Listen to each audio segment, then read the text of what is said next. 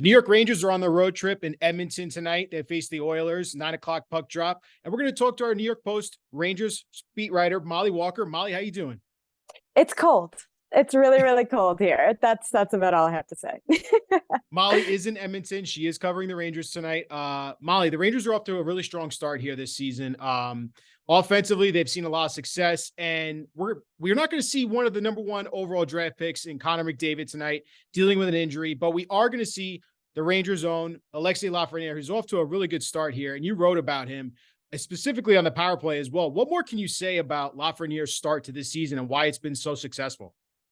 Yeah, I think it's been a really encouraging first few games for Alexei. I think that playing on the right side of the second line next to Artemi Panarin, Filipino, playing on the second power play unit immediately, and getting some significant ice time next to some top end players is doing wonders for his confidence. I think he looks a little rejuvenated, especially playing on the opposite side of Artemi Panarin, and we all know that Artemi Panarin can help any player to rack up some points. And I think that line has just been a revelation for the Rangers. They've been so offensively inclined, and I think that Peter Laviolette has been using them accordingly, giving some of the bottom six lines some extra ice time in those tight scenarios later in the game because maybe they're not as defensively inclined, but that's okay because that's exactly how that line is built. I think it's been good for Alexei, especially he got a power play goal with the second power play unit the other night. It was just his fourth of his career, just to give you an idea of how little power play time that he's had since he's arrived in New York. And I think it's just definitely an encouraging setup for him in terms of how Laviolette is using him. It really has. And I think another part of that element that you alluded to, Filipino also playing really strong to start the season. He's been arguably the best forward for the Rangers besides Panarin. What has impressed you about Filipino as well and gelling with a guy like Panarin, who we've seen in past, he is particular about his center mates and who he plays on his line. What more can you say about the chemistry that seems to be developing between not only just him and Panarin, but Lafreniere as well? I'm impressed with Filipino being so unsatisfied with his game despite racking up multiple assists in a single contest. I think that just goes to show the expectations that Filipino has for himself, and he's itching for that first goal, man. He wants it really, really badly.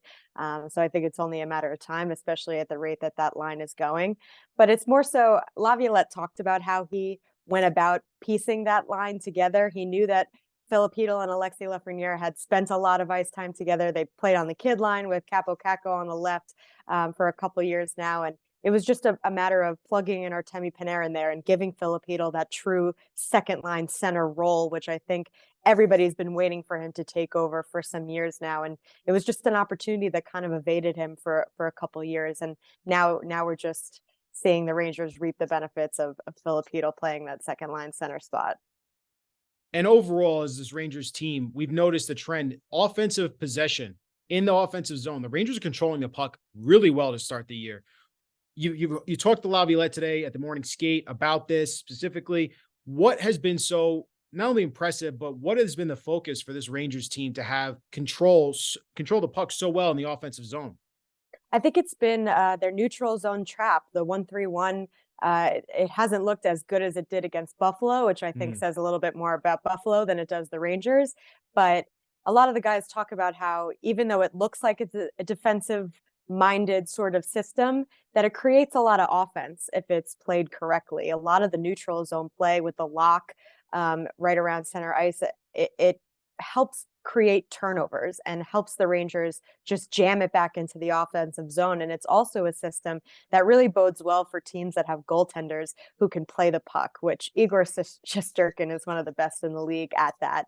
And we've seen it for years now, the way that he can launch the puck up the ice. So I think that the Rangers do have a personnel that really feeds well into Laviolette's system. And I think that we're just seeing it all start to come together now. And Laviolette wants more. That's what he talked about this morning. He said that he wants more pressure. He wants more forechecking from his forwards and more action in the offensive zone, which is really saying something when the Rangers are in the 90th percentile in offensive zone time so far this season. Mollie, we appreciate you for all your insight. If you want to read up about Mollie writes for the New York Post, obviously covers the Rangers day to day, but you could also hear her on Up in the Blues. She is the co-host with obviously Brian Boyle, Andrew Hartz. They do a great job with Larry Brooks as well. They talk in depth about all the Rangers season, and we appreciate you as always for giving us some time, Molly. Of course, thanks for having me.